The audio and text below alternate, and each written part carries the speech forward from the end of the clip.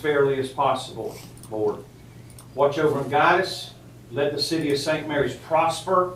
And thank you for each and every one of these city councilmen and council ladies that are on this council that work diligently to try their very best to do what they can for the city of St. Mary's.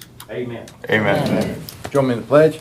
I pledge allegiance To the flag of the United States of America and to the republic for which it stands, one nation under God, indivisible, with liberty and justice for all. Madam Clerk, we're ready for our roll call, please. Yes, sir. Councilman Jones, post 1. I'm here. Councilman Connor, post 2. Present. Councilman Ingram, post 3. Here. Councilman Nascimento, post 4. Here.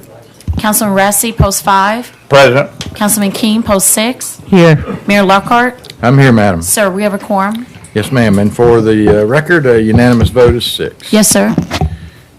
Okay. Our first item is the approval of minutes for our July 21st council meeting and our work sessions that preceded that on Blight and the PSA. So moved. Second. Moved by Mr. Jones and second by Mr. Ingram. All those in favor? Aye. Any opposed? It's unanimous, madam. Yes, sir. We have presentations, board announcements for term expirations. The Orange Hall Management Committee, Debbie Elsie and Wendy Creevy. The board appointment for the new board, the Tax Allocation District Number 3 Advisory Board, 1 seat. We have a board appointment for under term expirations, the Camden County Board of Education, Sex Education, Instructional Review Committee. And we have the St. Mary's Library Board, 2 terms that were expiring, Andy Diffenderfer and Beth Zupan. And we have applications from both of those applicants to be resubmitted for another term. As time passed, ma'am, we prepared to act on those tonight if someone's, Yes, sir. so if anyone would like to make a motion to that effect? So moved. Second. Okay, by Mr. Rassi and Mr. Jones. Any discussion? All those in favor? Aye. Any opposed? Okay, so Ms. Diffenderfer and Mr. Zupan have been reappointed to the library board. Thank you for your service. Yes, sir. We now have our finance director's report.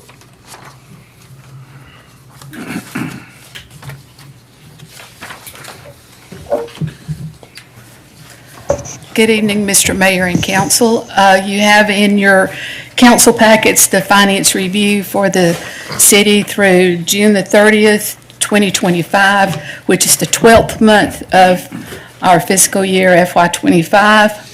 All the reports are on a cash basis.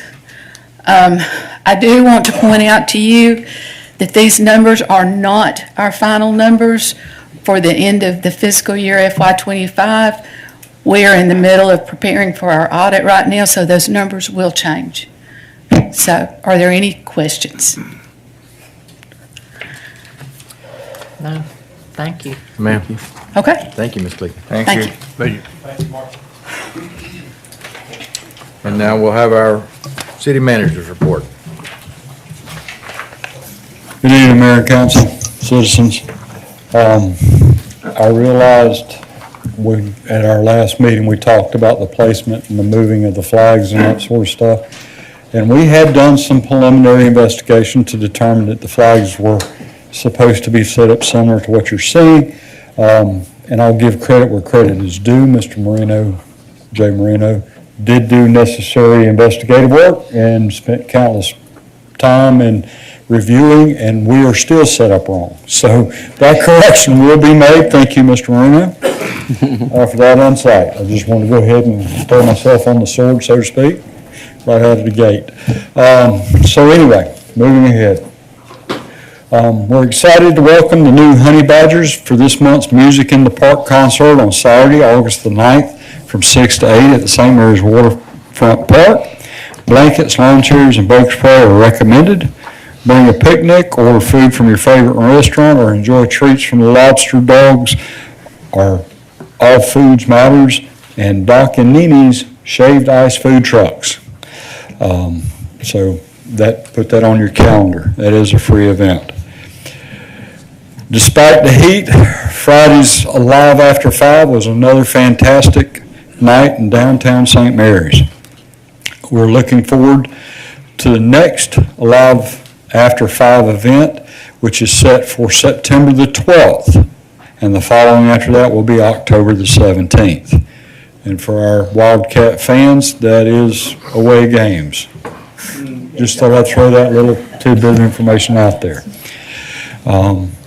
It is a wonderful event if you haven't had the opportunity to come.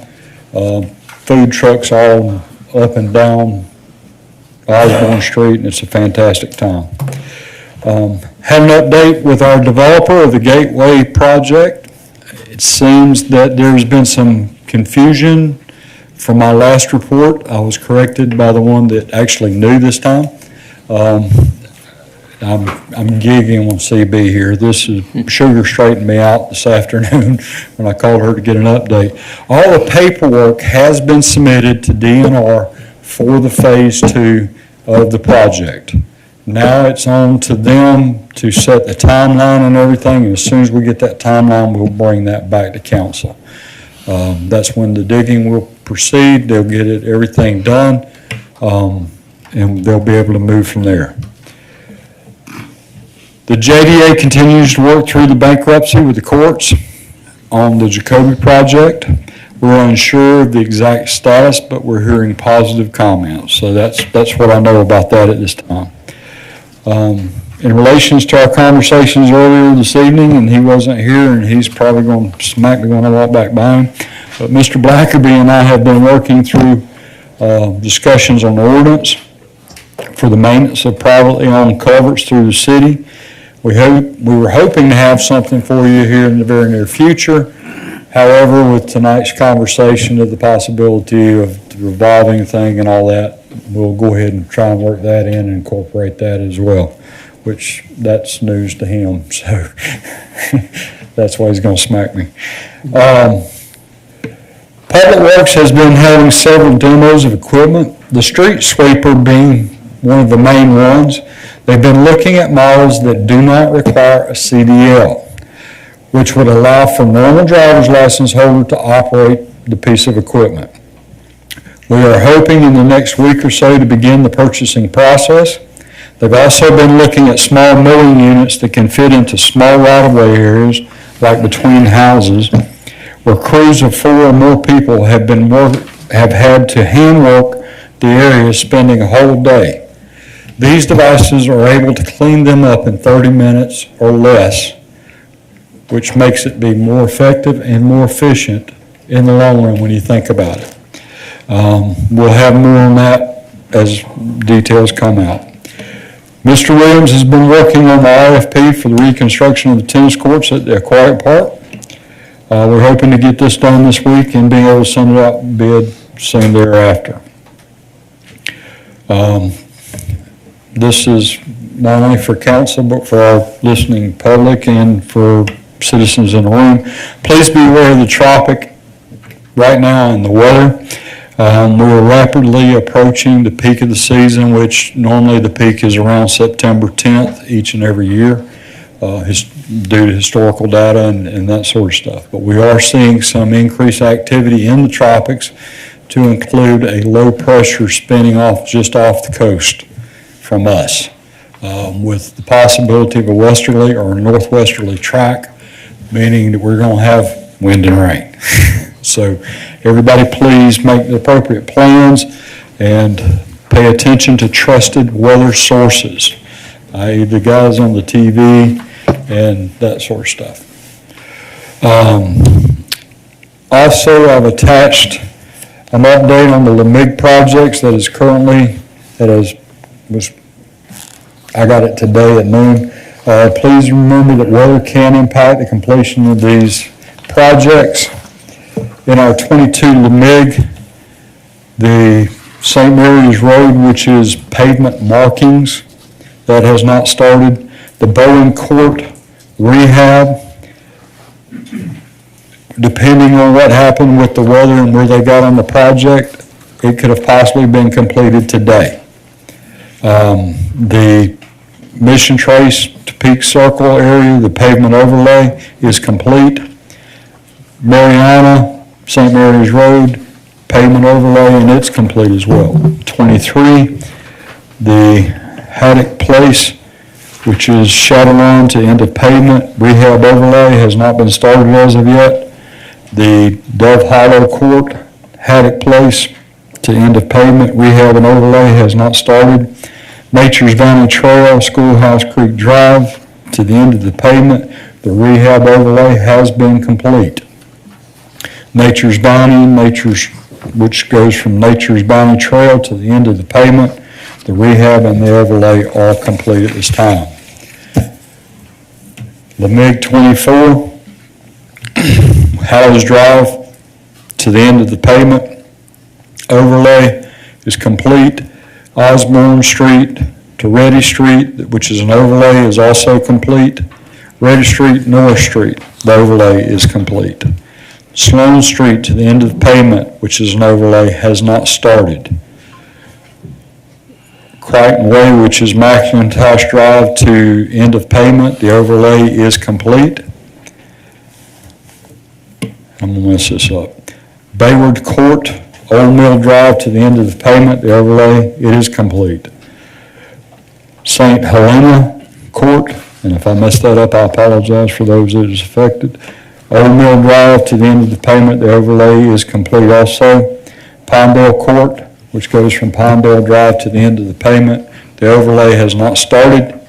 Martha Drive to State Route 40 to the school entrance, the overlay is complete. According to the schedule provided by Seaboard, all the work will be completed by Thursday, with the exception of thermoplastic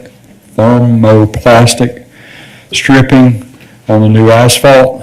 Striping will be completed is approximately 2 weeks. And that is dependent on the weather, and if you've been tracking what's going on with the weather, like I just said, we're probably looking at a couple of weeks of rain in the afternoons. So, Mr. Mayor, that completes my report for this evening. Thank you, Robbie. Thank you, Mr. Horton. All right, we'll move on with the setting of our consent agenda. We have no old business. Under new business, we have a budget ordinance amendment, fiscal year 2026, general funds, PLOST 8. Consent. Consent. We have city purchasing policy revision. Consent.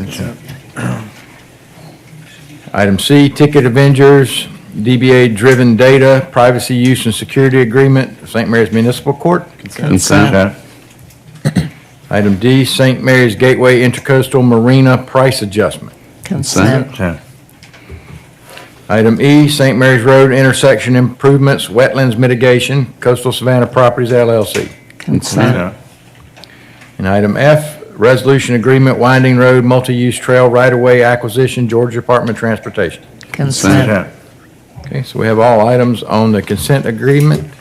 And so we will now have our granting audience to the public. Come to the microphone, give us your name and address, please, and respect the 5-minute time frame, please.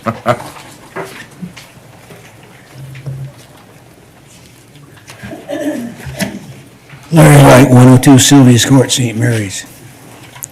One thing that the city manager forgot to say in his report, that this week, starting Wednesday, school starts in Camden County. So I'd like to make sure that everybody's aware of that and drive accordingly on the city's streets. Also, that leads me into my second point. I'd like to give a shout out to the police department for putting a speed limit sign on Mickler Drive, just as you get to the bridge before you get to Mary Lee Clark Elementary School. That's a good point. That keeps the people from speeding, going in the direction towards the school, but it doesn't stop them from coming from where I live, going out to Coleraine Road. My last point, I attended your work session about the stormwater maintenance plan. You were discussing when to implement this. You were talking about trying to do it by the end of this year or by the end of the fiscal year. I'm going to say, if you try to do it by the end of this year, you're going to have more citizens coming to the city council meeting and complaining to the city council about this new fee that you're implementing. Because I don't care how you say it or how you do it, you're not gonna get the word out to everybody in St. Mary's about this waste stormwater management system. So the longer you take, the better chance you have of getting the word out to everybody in St. Mary's. Thank you. Thank you.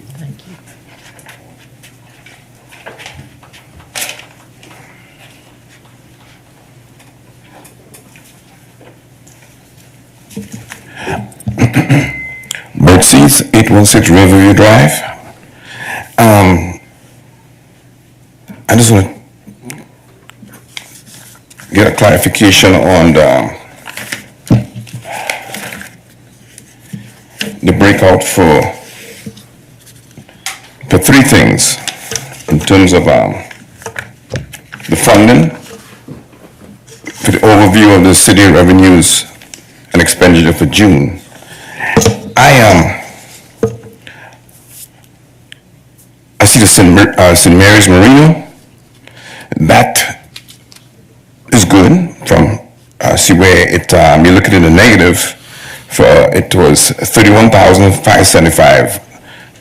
Last time was 30,875. So in the negative, however, 704. I think that's manageable. Looking at the aquatic center, the fund was 404.908, and the expenditure was a shortfall of 340,635. Last month it was 164,685. So I'm hoping the increase in the negative, if you could explain that, I would think that maybe those pumps will be put into the aquatic center. I'm not too sure. Yeah, the aquatic center. You know, I know it's a big jump in the negative. So, and again, the math is kind of, I lose track of the math sometimes. The solid waste fund, you know, the waste fund was 3,331,000, and then you go to expenditure was 3,381,000 with a shortfall of 50,422. And then the seed and available cash was 323,059. Last time it was 293,768. I couldn't figure out the short. It seems it's increasing, whereas it's supposed to be coming down. Maybe it's a math. Maybe I'm lost on it. It's on your solid waste fund. So a big part of that was the GEMA funds that we have received now, but they were received after June the 30th. So that'll take care of a large portion of that. Like I said, the funds weren't received until after this financial report closed out, but we did get reimbursed for the GEMA, for the disaster funds for the hurricane, the cleanup, the pickup.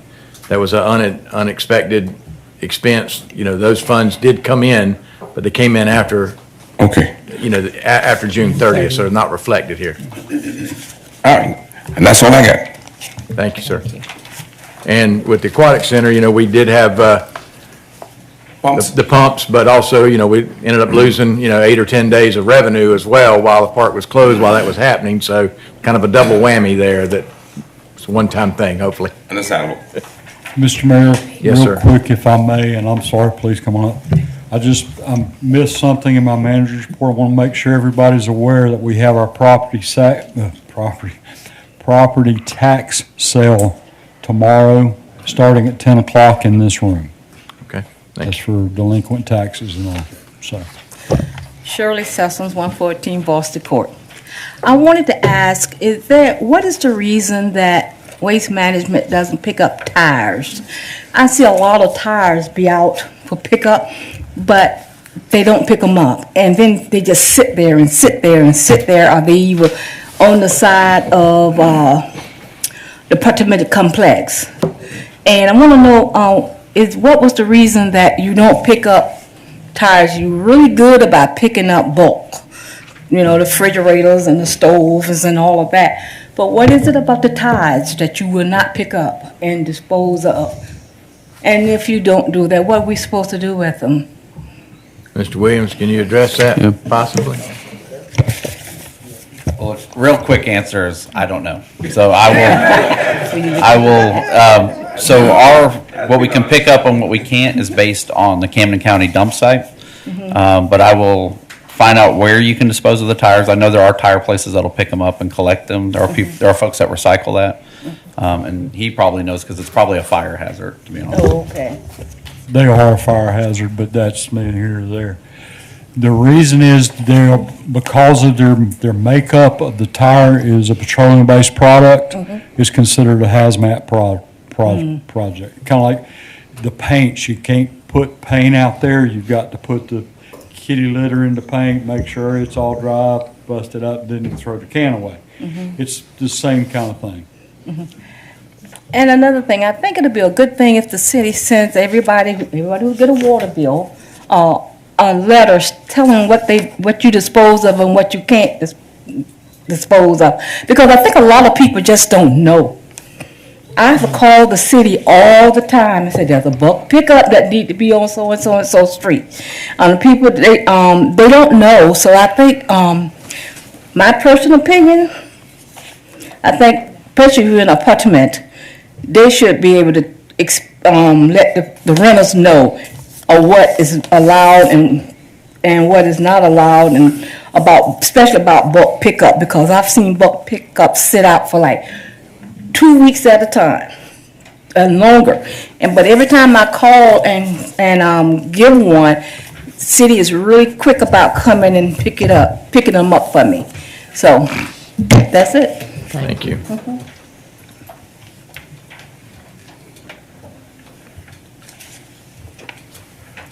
Alvin Strong, 933 Point Peter Road. I'm speaking on behalf of Point Peter Road. I want to know why do y'all let those outside construction companies that throw their waste away, bring it on Point Peter Road, send it up out to that Championship Construction place out there, open, nobody see it. It's a sore eye to the community. Coming to Harbor, people ride by there every day. I ride by there every day. I look to the right, 2 open construction places. Everything wide open. You know, you want everybody's yard look beautiful. Why they let those people don't want their junk on the base, bring it out on Point Peter's road and store it? And I have to look at it. I pay taxes like everybody else. Anybody? If something be done about it, and I heard you mention earlier about storm. I want to know why y'all wait 2 days before a hurricane comes. It's hurricane season now. Open up Public Works to get sand to block all the garages off. I'm talking about clear white sand. I ain't talking about that mud they selling at the last minute. Then when you go rushing at the last minute, Lowe's sold out of bags. So if you do it now, you'll have that problem. Hurricane season's here now. Why can we get our bags now to put sand in our areas we need it in front of our garages? Okay, look into it for you. Well, I just want something to be, y'all react on, especially Point Peter Road, because it's a mess. Yes, sir. I've never seen it that long as I live out there. Yes, sir. We talked about that Thursday night, and yes, sir. Yeah, we talked about it Thursday night. I want to see something done about it. Yes, sir.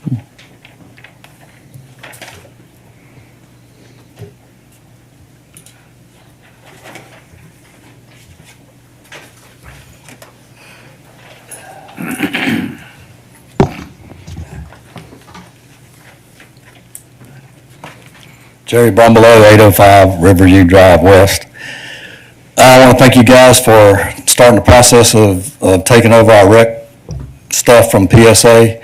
It's going to really enhance the quality of life of the city once we get all that stuff done. Appreciate that. And remind you, like I said last time, boating is number one recreation in the city. We got 2 boat ramps, and they're not good. They need a lot of work. So, and a lot of boaters have asked me to come tell you guys this stuff. It's not just me standing up here saying it, but of course I observe it all the time. But particularly Meeting Street, Meeting Street needs to look like D.D. Bartell's in Fernandina, if you guys ever been there. They got a nice pavilion, restrooms, and they got wing walls on the boat ramp so that you don't get washed under the dock on a high outgoing tide like you do at Meeting Street, like a guy got hurt last week doing. So, and I'm glad to see James here, because when we negotiate whatever deal we wind up doing at the mill over there, we need to have the space to put that parking lot, the wing walls, the restrooms and all that over there. And we don't on the current city footprint. So, that's it. Thanks. Thank you.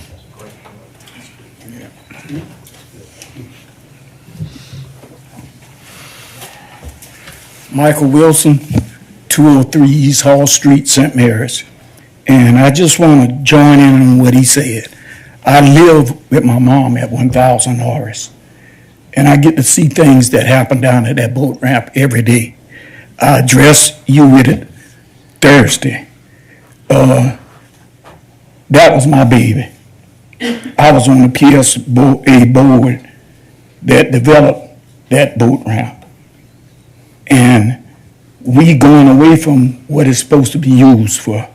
You're getting boaters coming in, arguing with people that's fishing off the dock. You got to remember, it wasn't designed for a fishing dock. It was to launch boats. The next thing is, every day you can find people parked that's not fishing. They'll even park an automobile, get out and get in the car with somebody else and drive off.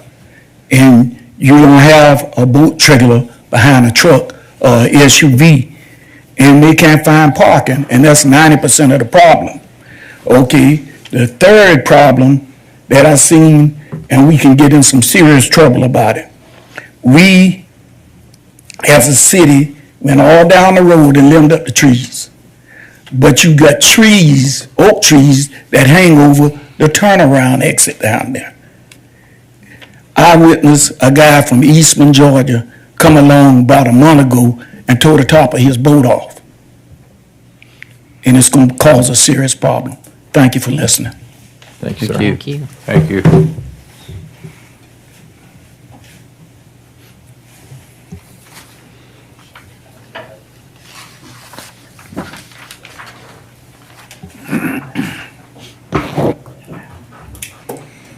All right.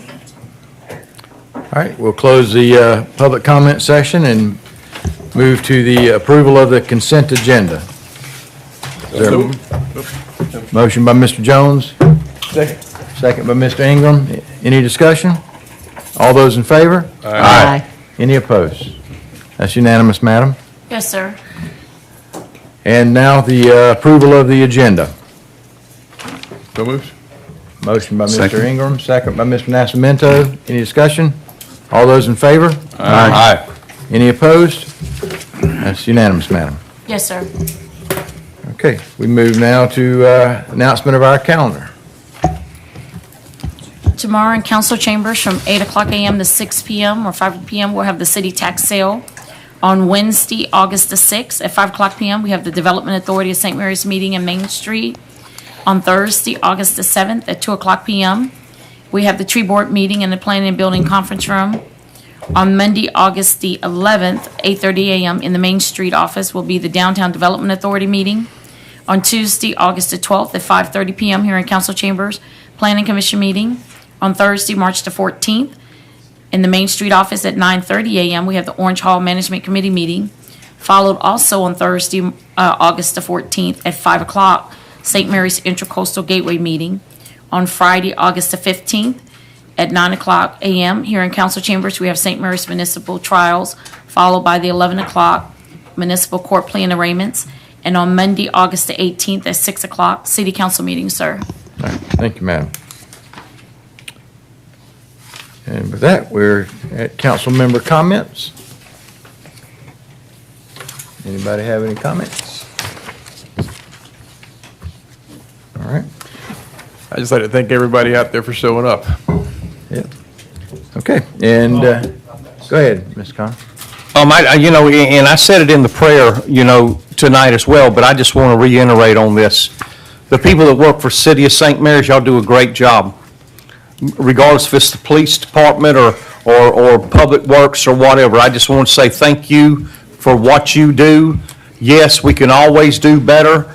As far as myself, I can do better. And just two announcements for the community. First of all, our first football game is this Friday night versus Benedictine. I believe kickoff 7 o'clock. And then this Saturday at 9 o'clock in the morning will be the 11th annual Tyrone Jones Middle School Football Classic. So y'all come out and support those things Friday and Saturday night. Thank you so very much. Anyone else? I'll just say very briefly, like I said, the Alive After 5 was very hot, but it was pretty well attended, given that or whatever, but we're hoping for some cooler weather for the next one, and I do encourage you to come down. Like I say, the town is really very alive, more so than it is during the day. But come on down and enjoy that. It's a good time, and they're putting a lot of effort into making that fun for you. So with that, I have a motion to go into executive session. So moved.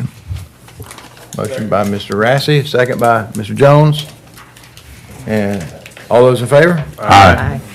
All right, that's unanimous, Madam. Go ahead. Yes, sir. 32 minutes. 32 minutes, it's a record.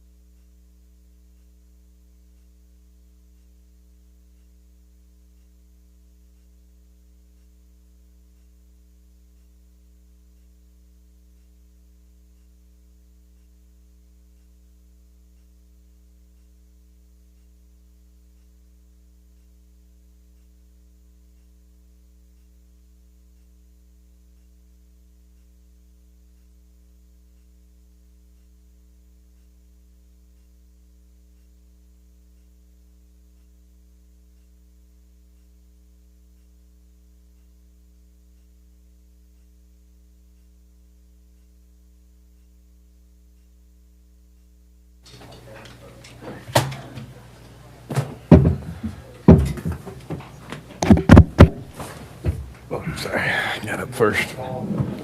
Ms. Walker. Deborah. Oh, yes, sir. Mr. Jones. Oh, give me 1 second, sir. I'm sorry. Trying to get everything turned on.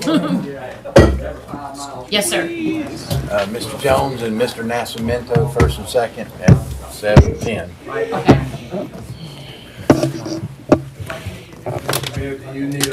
Yeah. I was about to do that. Yes, sir. Let's let Ms. Walker Reed get going again. Are we ready? Yep. Okay. You can. Motion to come into regular session and a second by Mr. Ingram. All those in favor? Aye. All right. Motion that we adjourn. Second. A motion by Mr. Jones and Mr. Ingram. All those in favor? Aye. Any opposed? All right, we're adjourned. Yeah, we're getting home before dark.